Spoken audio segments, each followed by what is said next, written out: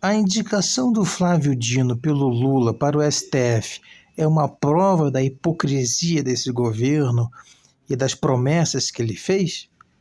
A indicação do próprio advogado do Lula para o STF é também uma prova de hipocrisia, de que, na verdade, a esquerda estaria tornando o STF um grande cúpula de comunistas esquerdistas? Bom, acho que para discutir esse assunto nós temos que entender o seguinte: a indicação por STF passa basicamente por duas questões. A eleição do presidente, independente de que grupo ele seja, ou seja, o presidente da República, até o momento, sempre irá indicar o membro do STF, então é uma decisão pessoal do presidente. E também o presidente ele é eleito por eleitores, mas também por grupos de interesse, empresários, igreja, militares, ONGs, categorias como professores, policiais, médicos, enfim. É um somatório de grupos de interesse. Então, quem o presidente indica também tem a ver com o grupo que apoiou ele. O segundo ponto é que o indicado pelo presidente da República tem que ser aprovado no Senado. O Senado são políticos também eleitos por grupos de interesse para o bem ou para o mal. Então, como ele tem que passar pelo Senado, normalmente é alguém que dificilmente vai querer fritar esses caras. Mas, obviamente, pode acontecer. Ou seja, as indicações de Flávio Dino e do advogado do Lula, na verdade, elas não são uma hipocrisia e muito menos uma tentativa de transformar o STF em comunismo, em uma cúpula de comunistas.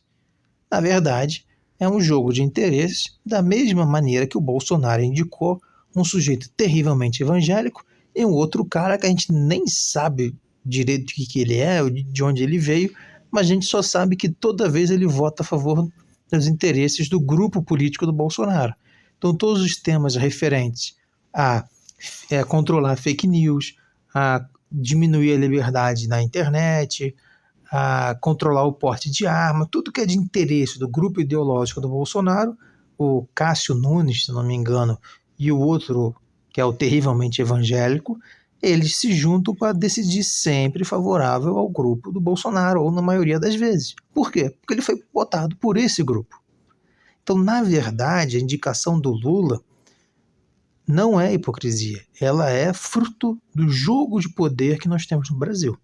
O jogo de poder que nós temos no Brasil, que a nossa sociedade, querendo ou não, concorda, permite esse tipo de indicação.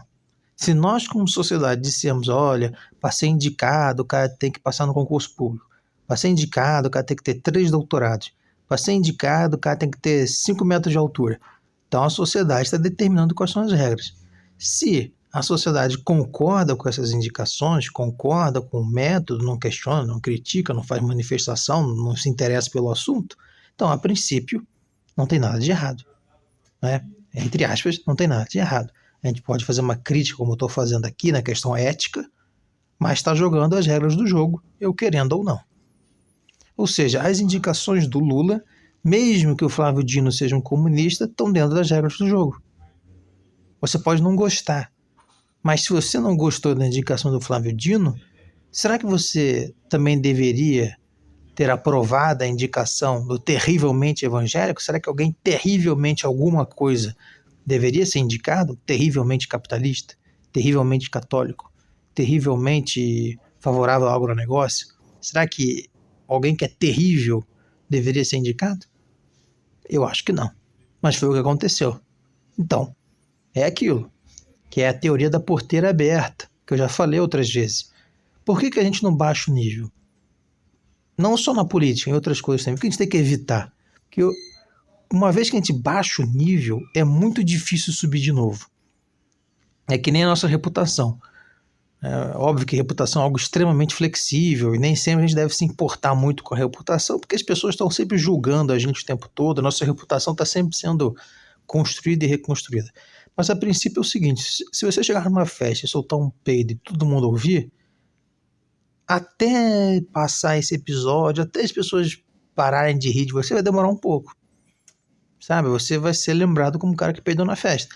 Mas, obviamente estou dando um exemplo meio tosco, né? As pessoas não deveriam rir de você, você não deveria ser humilhado, mas a verdade é que as pessoas vão zoar você, não todos. Vai ter gente que vai falar, pô, coitado, vai ver que o cara tem um problema intestinal, mas vai ter uma maioria que vai ficar enchendo o saco, gozando, infelizmente. Então ali a sua reputação foi prejudicada, pelo menos para esse grupo. Até você conseguir equilibrar isso, vai demorar. Então, a questão da reputação, ela é muito importante. Isso vale na política também. Qual é a reputação da nossa democracia? O que costuma acontecer aqui na democracia brasileira? O que costuma acontecer para mim na democracia brasileira é que as pessoas gostam de baixar a reputação quando é favorável a elas.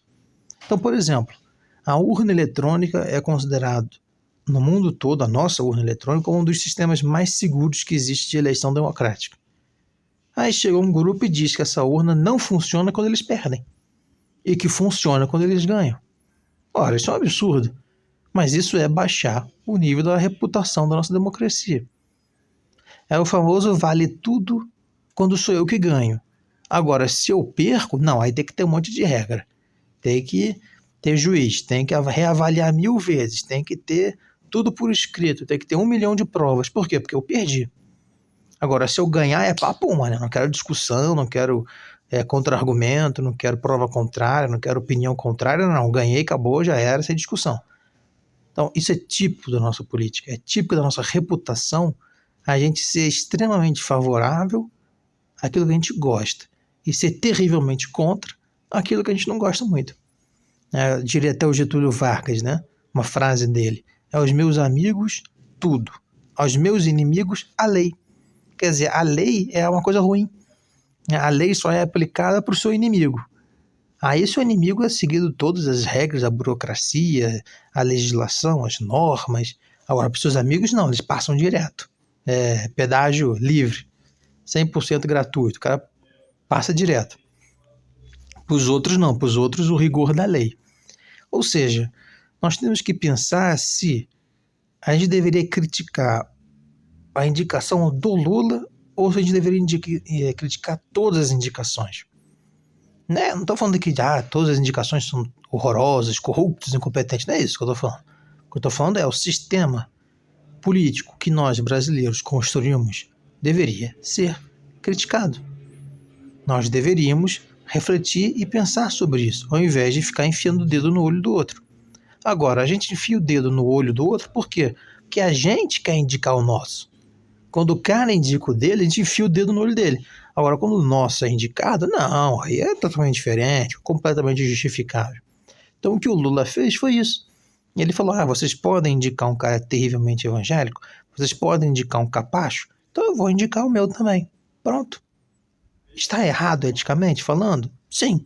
Está errado legalmente falando, de acordo com as regras do jogo da nossa sociedade? Não.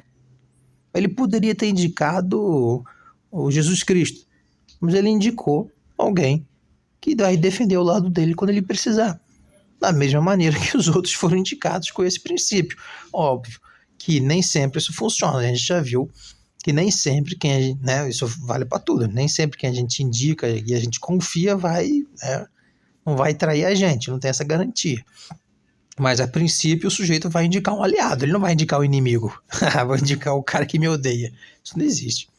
Ou seja, pessoal, eu não acredito que tenha hipocrisia, mas eu acredito que é criticável, mas se está jogando as regras de um jogo político brasileiro que infelizmente tem baixa reputação, porque nós como sociedade permitimos que tenha baixa reputação porque é favorável a gente de uma forma ou de outra, mesmo que para o país como um todo, o desenvolvimento da sociedade seja ruim.